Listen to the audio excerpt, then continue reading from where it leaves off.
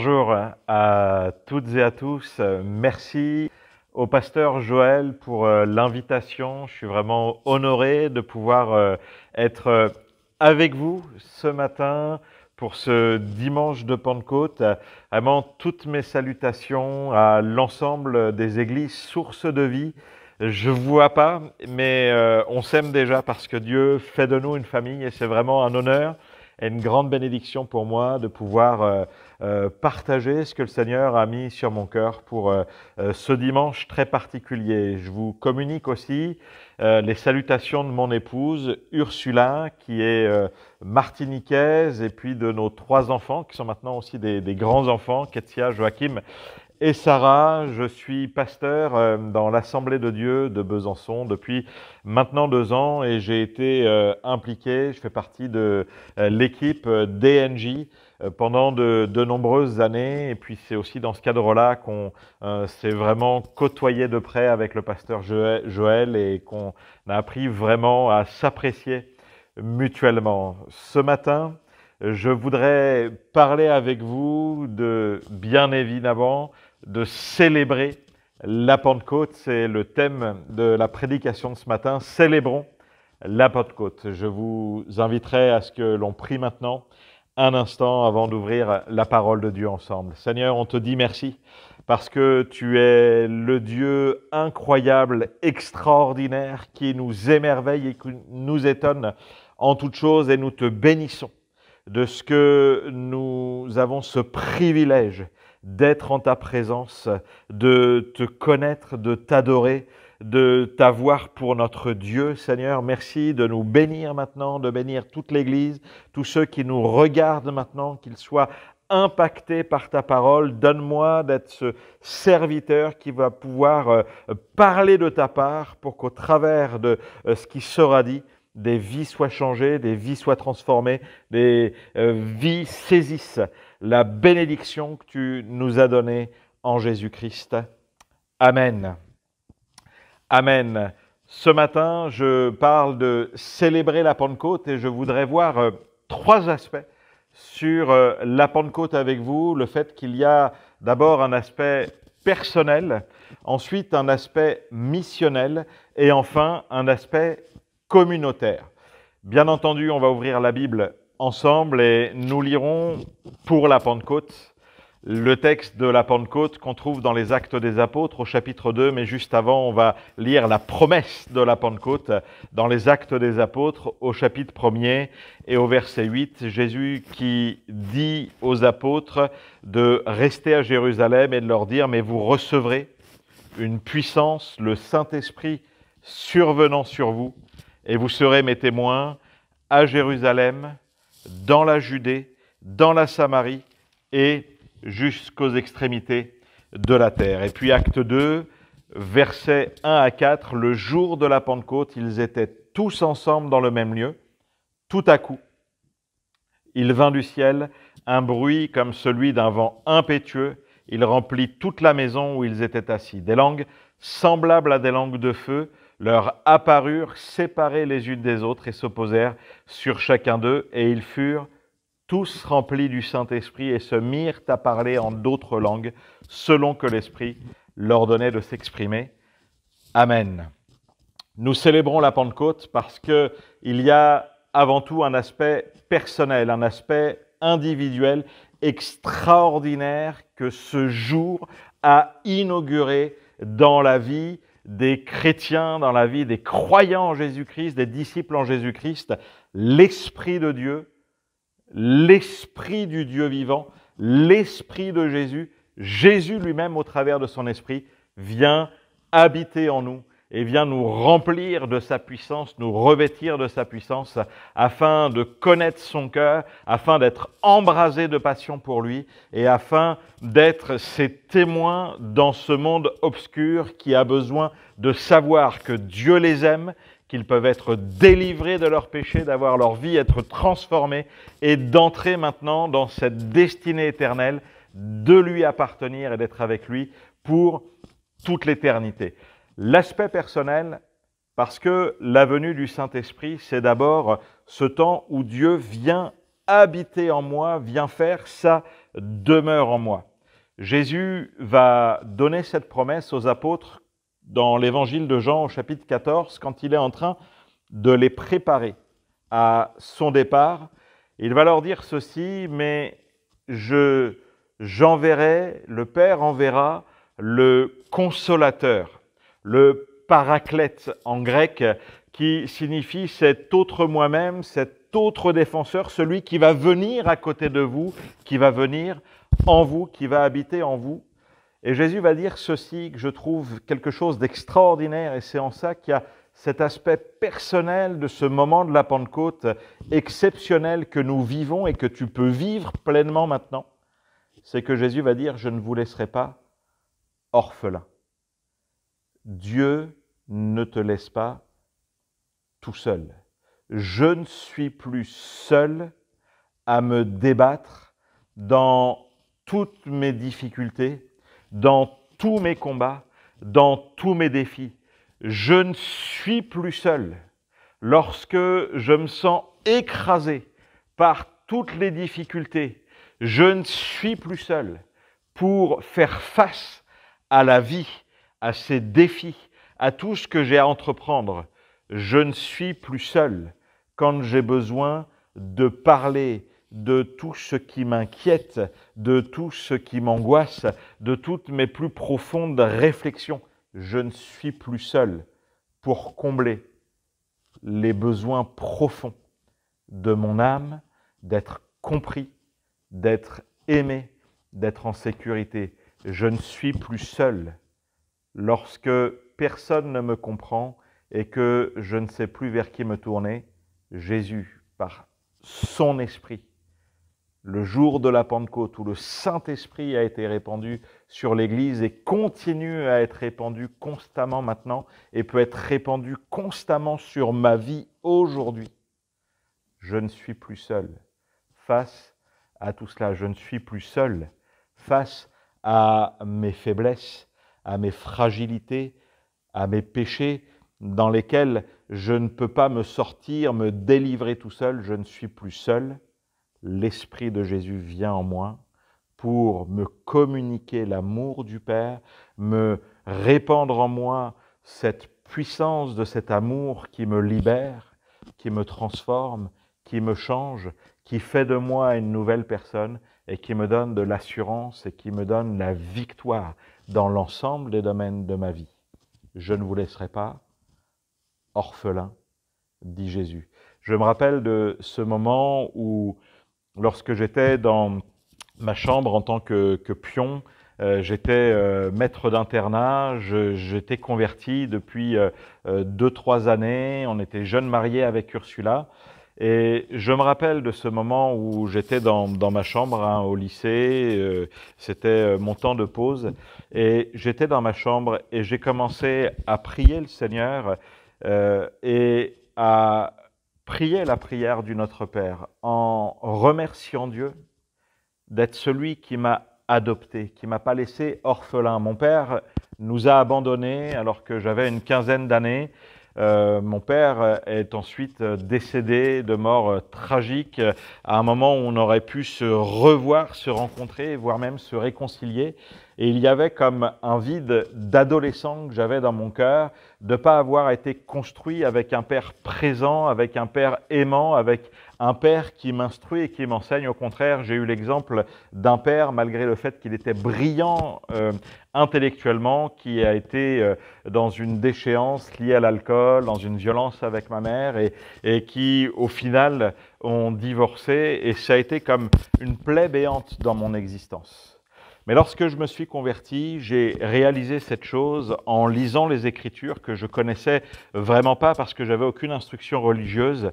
Lorsque j'ai découvert que Dieu était devenu mon Père et que par son esprit, il venait, lui, le Dieu vivant et vrai, habiter en moi et m'aimer pleinement et profondément de l'amour dont j'avais pleinement besoin et qu'il m'avait adopté, qu'il avait fait de moi son fils.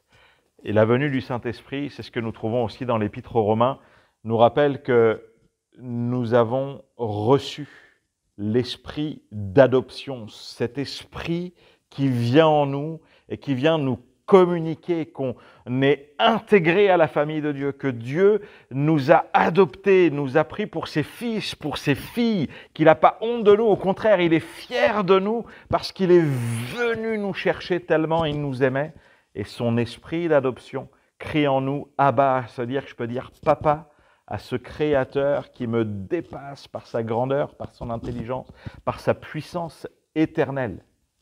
Lorsque je priais cette dimension du Notre Père, de saisir que ce Dieu créateur était devenu mon Père, j'ai senti le Saint-Esprit inonder mon cœur, inonder mon existence, irradier tout l'intérieur de ma vie de son amour, et j'ai senti comme au fond de mes entrailles comme des chaînes qui se défaisaient et qui tombaient, et où j'ai senti l'amour de Dieu m'inonder pleinement. Quelle guérison pour mon âme! Moi qui n'avais plus de modèle paternel, moi qui étais comme quelqu'un qui avait un trou béant dans la construction de sa personnalité parce que mon père m'avait abandonné, le Dieu du ciel venait dans mon cœur, dans ma vie par son Esprit Saint pour m'adopter et pour faire de moi une nouvelle créature. La Bible nous dit toujours dans l'Épître aux Romains, au chapitre 5, au verset 5, « L'espérance ne trompe pas, parce que l'amour de Dieu est répandu dans nos cœurs par le Saint-Esprit. » Quelle bénédiction! La puissance du Saint-Esprit, c'est pourquoi nous célébrons la Pentecôte, de connaître l'amour du Père qui vient m'inonder, qui vient habiter en moi, celui qui ne me laisse pas orphelin. Tu n'es pas seul. La deuxième chose que je voudrais aussi dire, on pourrait encore dire plein de choses sur l'aspect individuel, mais je voudrais parler de cet aspect missionnel. On parle souvent de partir en mission, d'aller en mission, mais il y a ce nouveau mot dont on parle régulièrement depuis quelques années, c'est l'Église missionnelle, et c'est le fait d'être en mission de manière intentionnelle, avec un projet, avec une vision que ce n'est pas seulement les missionnaires qui vont jusqu'aux extrémités de la terre qui sont en mission, mais tout disciple de Jésus a reçu le Saint-Esprit pour être en mission de manière intentionnelle dans son environnement direct, dans son foyer, dans sa famille, dans son quartier, dans son travail, au travers de l'église locale dans laquelle il est, pour partager l'amour de Dieu. Dieu nous remplit de son esprit, nous célébrons la Pentecôte parce que lorsque le Saint-Esprit vient dans nos vies, il nous revêt de sa puissance, il nous équipe pour qu'on soit envoyés dans ce monde afin de partager la bonne nouvelle de Jésus. On aime rappeler à DNJ que notre vision à DNJ, c'est être connecté, équipé pour être envoyé. C'est ce que fait Dieu lui-même. Il nous connecte à lui-même, il y a cette relation individuelle où le Dieu du ciel vient habiter dans nos vies, mais il nous équipe de la puissance du Saint-Esprit, de la compréhension des Écritures. Il illumine notre esprit pour ensuite nous rendre forts, nous équiper pour nous envoyer afin de communiquer cette puissante parole de réconciliation, de pardon, de guérison et d'exercer les dons spirituels pour permettre à ceux qui sont captifs de leurs péchés d'être délivrés au nom de Jésus, pour permettre à ceux qui sont tourmentés par des mauvais esprits d'être rendus libres au nom de Jésus, pour permettre à ceux qui sont malades d'être saisis par la puissance de Dieu, d'être délivrés de la mort, délivrés d'une maladie handicapante, pour qu'enfin ils puissent être libres et connaître que ce Dieu du ciel ne les abandonne pas, ne les maudit pas, mais qu'au contraire, Jésus a été maudit à notre place pour que nous puissions maintenant recevoir la bénédiction de Dieu qui transforme notre quotidien. Être équipé pour être envoyé, le monde, la création, nous dit l'Épître aux Romains au chapitre 8, la création attend avec un ardent désir la révélation glorieuse des fils de Dieu, cette liberté glorieuse des fils de Dieu. Si le Saint-Esprit vient nous inonder pour nous guérir, nous transformer, nous libérer de nous-mêmes, nous changer à l'intérieur, faire de nous une nouvelle création, c'est pas juste pour être content de ça et se réjouir de ça, c'est pour qu'on puisse maintenant faire connaître à tout le monde que c'est aussi possible pour eux. La puissance du Saint-Esprit, la puissance de la Pentecôte, ce revêtement de puissance, c'est pour aller. Autant le Saint-Esprit vient sur chacun avec une langue de feu sur chacun d'entre eux, donc c'est très individuel. Il y a cet aspect personnel, mais il y a ensuite ce revêtement de puissance pour être des témoins partout où nous sommes, auprès comme au loin. Vous serez mes témoins à Jérusalem, en Judée, en Samarie et jusqu'aux extrémités de la terre. Le confinement peut-être nous a fait découvrir que on ne peut pas profiter peut-être pleinement de l'enseignement des pasteurs, des anciens, de notre vie d'église, et on a été comme livrés à nous-mêmes, mais on n'était pas tout seul parce que le Saint-Esprit était avec nous. Et le Saint-Esprit et le Seigneur lui-même nous amènent à vivre dans sa présence pour maintenant nous exercer l'autorité, le mandat divin qu'il nous a confié en tant que disciples de Jésus, de proclamer la délivrance aux captifs, de guérir ceux qui ont le cœur brisé, parce que c'est pour cela que le Saint-Esprit nous oint. Le revêtement de puissance, c'est pour vivre des miracles et pour que les autres puissent vivre des miracles. Ce n'est pas seulement pour moi, mais c'est pour édifier. L'apôtre Paul rappellera aux Corinthiens qui, on a l'impression qu'ils sont tellement auto-centrés sur eux et qu'ils se gargarisent de vivre des miracles extraordinaires, mais on a l'impression qu'ils retiennent tout pour eux et qu'ils gardent tout pour eux et qu'ils sont fiers d'eux-mêmes, fiers de vivre ces choses-là. L'apôtre Paul leur rappelle que si vous recherchez les dons spirituels, c'est pour édifier les autres. C'est pour que ce soit au bénéfice des autres. Et il rappelle aussi que si j'ai la connaissance absolue, si je parle la langue des anges, si j'ai la foi pour déplacer les montagnes, mais que je n'ai pas l'amour, tout ça, c'est zéro. Je suis un airain qui résonne, une cymbale qui retentit, mais c'est creux, c'est vide, et ça ne sert de rien. En réalité, l'amour, c'est pas pour moi. Je ne m'auto-m'aime pas. Je suis rempli de l'amour de Dieu qui réalise que je suis aimé de Dieu, que je suis une créature merveilleuse et c'est extraordinaire, mais je suis rempli de ce même amour pour tous ceux qui ne sont pas aimables parce que Dieu les aime profondément, parce qu'il ne les voit pas simplement dans leurs péchés, dans leurs horreurs, dans leurs défauts, comme il ne me voyait pas de cette manière-là, mais il me voyait au travers du pardon de Jésus, du sang de Jésus qui fait de moi une créature parfaite, sainte et juste devant lui, son fils ou sa fille qui est à son image. De la même manière, Dieu m'envoie pour les autres. Je dois rechercher la puissance du Saint-Esprit en faveur des autres. Il y a ce miracle de Dieu dans cet aspect missionnel. On attend parfois que les pasteurs, que les frères et les sœurs aînés dans la foi, qui sont des hommes et des femmes de foi, fassent tout. Et des fois, on est peut-être un petit peu bloqué. Le Seigneur nous rappelle, comme il le dit dans cette histoire de la multiplication des pains, avec ce petit garçon qui n'était pas bien grand et qui avait que 5 pains et 2 poissons. Et face à la foule, les apôtres avaient dit à Jésus, « Mais Seigneur, fais quelque chose, renvoie-les. » Jésus leur avait dit, « Donnez-leur vous-même à manger. » Mais comment on va faire? Prends les 5 pains et les 2 poissons que tu as de la part du Seigneur, confie-les au Seigneur, parce que tu as envie que les gens soient nourris, soient bénis, et Dieu va faire un miracle. C'est le miracle qu'on a vécu lors de notre dernier congrès des NJ, #me voici, en 2018 à Clermont-Ferrand. On était étonnés de voir tout ce monde qui s'était inscrit. On imaginait pouvoir peut-être faire quelque chose avec 4000, c'était déjà formidable, mais on a été dépassé jusqu'à 5000 et là, on ne savait plus quoi faire. On s'est dit, on va limiter les inscriptions parce qu'on va être dépassé après 4000. Et on a reçu cette parole, et j'avais vraiment cette parole dans mon cœur. On n'avait pas les moyens, on n'avait jamais organisé quelque chose d'aussi grand que ça. Comment on allait faire? Donnez-leur vous-même à manger. Seigneur, tu veux bénir ceux qui ont faim et soif de ta parole, ceux qui attendent quelque chose de toi, ceux qui viennent pour que leur vie soit impactée par toi. Seigneur, on te donne nos 5 pains et nos 2 poissons Et dans sa grâce, Dieu a multiplié pour bénir et pour faire du bien. Le revêtement de puissance, c'est pour vivre les miracles de Dieu en faveur des autres. J'aime tellement ce que nous trouvons dans l'histoire de ce disciple appelé Ananias. Pas le mari de Saphira, mais celui qui était disciple à Damas.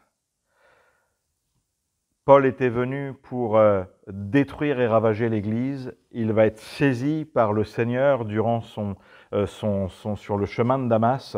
Et là, il va chercher Dieu et puis Dieu va parler à celui qui était disponible. Il n'a pas parlé au pasteur, il n'a pas parlé à un ancien, il n'a pas parlé à un diacre, à une diaconesse, il n'a pas parlé à un apôtre, à un prophète qui se trouvait à Damas, il a parlé à un disciple, Ananias. Il lui a montré en vision là où se trouvait Paul. Et il l'a amené à aller à l'endroit très précis où se trouvait Paul. Et il va lui déclarer ce que Dieu avait prévu pour lui pour la suite.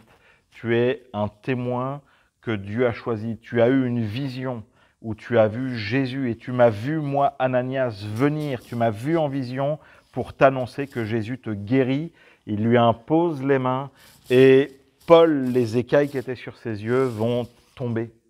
Et il va avoir la confirmation de ce qu'il a vu en vision, d'être mis à part pour porter l'évangile jusqu'au plus grand du royaume et de l'empire de Rome à l'époque, jusqu'à César des années plus tard. Et la parole prophétique, la parole de sagesse que Ananias va recevoir pour Paul va s'accomplir des années plus tard. Ananias était seulement un disciple. Ce revêtement de puissance que le Seigneur veut te donner lors de la Pentecôte aujourd'hui, c'est pour que tu puisses aussi aller parler de la part de Dieu à ceux que Dieu a choisis pour faire son œuvre, pour qu'ils soient changés, transformés, et qu'ils entrent dans la destinée, la confirmation de ce qu'eux-mêmes ils ont reçu de la part du Seigneur. J'aimerais terminer avec ce point, l'aspect personnel, l'aspect missionnel, mais l'aspect communautaire. On parle souvent de la Pentecôte comme l'anti-Babel. À Babel, les hommes parlaient la même langue, ils étaient tous réunis pour un même projet, mais qui était un projet plein d'orgueil, qui défiait Dieu dans sa grandeur, et ils voulaient être l'égal de Dieu quelque part. Et dans leur même langue, dans leur même projet, la confusion va se répandre entre eux et ils vont se disperser. La Pentecôte, c'est l'inverse. Dieu va saisir les uns et les autres et les amener à parler dans des langues incompréhensibles de toutes les nations de la terre, et ni les uns ni les autres ne se comprennent et ne comprennent ce qu'ils disent, mais il y a une unité puissante, celle d'adorer et de célébrer, de dire les merveilles du Dieu sauveur, du Dieu créateur, de ce Dieu fantastique et glorieux. La puissance de la Pentecôte, c'est pourquoi nous la célébrons, nous amène dans une dimension de vie communautaire, d'être ensemble, parce que Dieu nous appelle, et c'est ce que Paul rappelle dans l'Épître aux Éphésiens, Dieu fait de nous une habitation de Dieu en esprit. Le psaume 133 nous rappelle qu'il est bon, qu'il est agréable pour des frères de demeurer ensemble, parce que c'est comme l'huile précieuse. L'huile, c'est l'onction de Dieu, l'onction du Saint-Esprit qui descend partout, qui nous revêt partout, et c'est là que l'Éternel envoie sa bénédiction. La vie pour l'éternité, le rassemblement communautaire. Alors, en ce moment, nous sommes privés de communauté, privés de la possibilité de se réunir ensemble. Et merci à la technologie, merci à Internet qui nous permet de vivre des temps communautaires, des temps ensemble. Et c'est une bénédiction parce que ça a permis, ce temps de confinement nous a peut-être permis de redécouvrir l'intimité avec Dieu et de réaliser que nous sommes des témoins dans notre environnement direct. Nous sommes appelés à bénir ceux tout de suite qui sont à côté de nous et qui ne sont pas loin de nous. Et peut-être aussi certains vont se dire, finalement, ça sert à quoi de vivre ensemble l'Église? Et puis, on a appris à vivre comme ça, les cultes sur Internet me suffisent. Non, parce que La puissance de la Pentecôte, ce n'est pas simplement pour vivre chacun chez soi. Il y a une dimension individuelle, il y a une dimension missionnelle, mais il y a une dimension communautaire. Il y a de la joie, il y a une puissance extraordinaire dans le rassemblement du peuple de Dieu, de la vie de Dieu. C'est ce que nous sommes appelés à vivre pleinement. L'Église est communautaire. Attention, communautaire mais pas communautaire. L'Église ne doit pas être une communauté ethnique, mais l'Église doit être communautaire dans le sens où elle rassemble ceux qui n'étaient pas un peuple, elle en a fait un peuple. Quand je me suis converti, ce texte de l'épître de Pierre m'a bouleversé. Ceux qui n'étaient pas un peuple, il en a fait un peuple. Nous sommes de tous horizons. Nous sommes peut-être des gens qui ont des bacs +8, qui sont des juges, qui sont des policiers, qui sont des enseignants, qui sont des universitaires, des ingénieurs, qui sont des ouvriers, qui sont des gens sans diplôme, sans qualification humaine, qui sont des éboueurs, mais qui viennent d'Afrique, d'Asie, d'Europe, d'Amérique du Nord, d'Amérique du Sud, peut-être même de l'Islande. Nous sommes petits, nous sommes grands, nous sommes fins, nous sommes blancs, nous sommes noirs, nous sommes jaunes, nous avons des yeux verts, nous avons des yeux gris, nous avons des yeux très foncés, nous avons des cheveux crépus, nous n'avons pas de cheveux, nous avons des cheveux gris. Peu importe. La puissance de Dieu, c'est que de tous ces peuples qui n'étaient pas un peuple et qui, quelque part, on se haïssait les uns les autres, on n'avait rien à voir ensemble les uns les autres, c'était la lutte des classes, c'était la lutte des races. Mais tout cela en Dieu, par la puissance de son esprit, c'est de nous unir, de nous ramener à lui et d'être une habitation de ce Dieu bienfaisant, 3 fois saint, grand et extraordinaire, de nous réunir pour faire de nous ses enfants. Nous sommes l'Église, cette puissance de vie communautaire, grâce au Saint-Esprit qui nous a baptisés pour faire de nous un seul corps et permettre à chacun d'entre nous d'avoir une utilité, d'avoir une fonction. Nous sommes une famille et nous sommes un corps au travers duquel Jésus se manifeste pour bénir tous ceux qui sont encore au loin.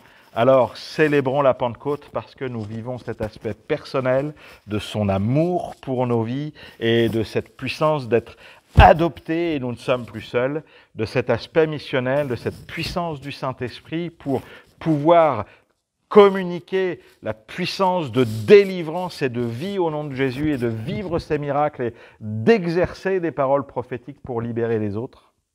Et puis cette puissance de vie communautaire pour être une habitation de Dieu en esprit, là où il manifeste la grandeur de son nom quand on est rassemblés, et d'un miracle tellement puissant de réunir tous ceux qui devraient s'entre-déchirer, d'en faire un peuple et une famille qui s'aiment et qui s'aiment tellement fort que Dieu soit béni et glorifié. On va prier ensemble et on va terminer par la prière. Seigneur, merci pour la Pentecôte, parce qu'à la Pentecôte, tu as déchiré le ciel et tu es venu habiter en nous, Seigneur.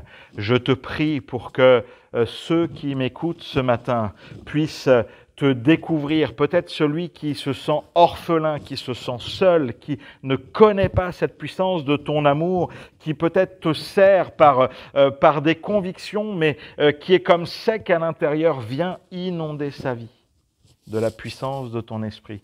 Viens secourir sa vie, son existence et faire de lui une nouvelle créature qui aime, qui te découvre dans cet aspect personnel. Seigneur, oins-nous du Saint-Esprit pour que nous puissions être comme Ananias, celui qui va trouver Paul, et qui va être conduit par l'Esprit de Dieu pour aller dans telle maison et communiquer une parole de vie, une parole de foi, pour prier que les malades soient guéris. Seigneur, donne-nous de vivre ces miracles, donne-nous aussi, et nous te remercions pour l'Église. Seigneur, nous voulons être une Église, cette communauté de vie, non pas une Église communautaire dans le sens d'être une unité ethnique, mais Seigneur, que nous soyons communautaires dans le sens que toutes les familles de la terre, tous ceux qui sont sous le ciel puissent venir découvrir cette puissance de la famille de Dieu, d'être arrachés aux ténèbres, d'enfants de colère, qu'ils deviennent chacun des fils et des filles du roi des rois, et qu'ensemble nous puissions te célébrer au nom de Jésus. Amen. Que Dieu vous bénisse. Merci pour l'écoute. Merci à ce que le Seigneur peut déposer dans votre vie. Cherchez Dieu, vivez-le, vivez cette plénitude du Saint-Esprit. Que Dieu vous bénisse. Amen.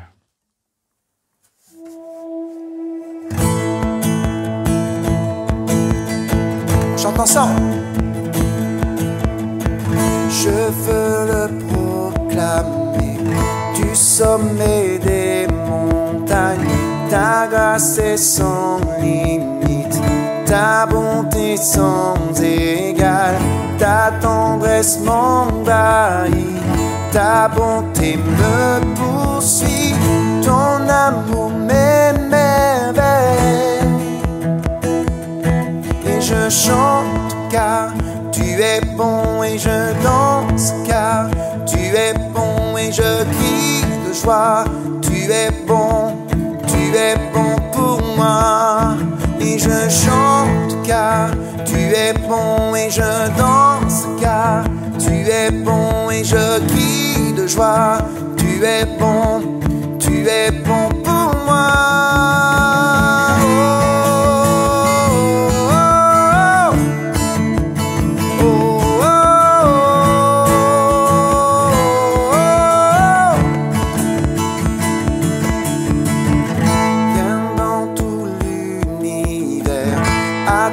Ne se compare, les océans, la terre sont reflets de ta gloire.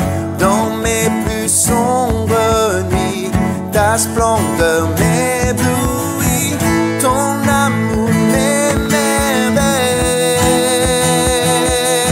Et je chante car tu es bon, et je danse car tu es bon, et je crie de joie, tu es bon pour moi. Et je chante car tu es bon, et je danse car tu es bon, et je crie de joie, tu es bon pour moi. Qui sur mes lèvres, ma vie te célèbre, tu es bon.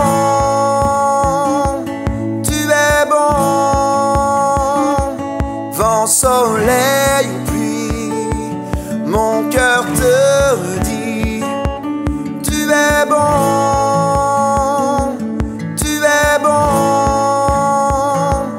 un cri sur les lèvres, ma vie te célèbre, tu es bon,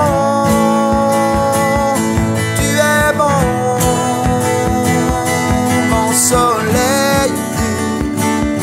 Mon cœur te redit, tu es bon,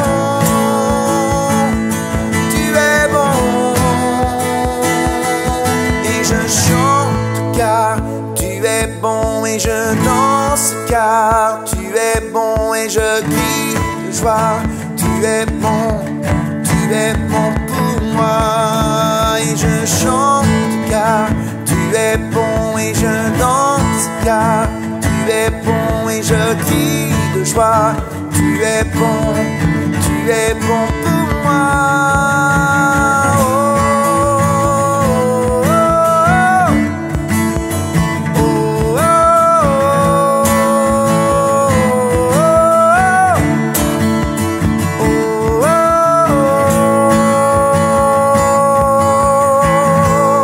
Merci pour tes bontés, Seigneur, qui se renouvellent envers chacun de nous. Et nous te disons que nous t'aimons et que nous t'adorons.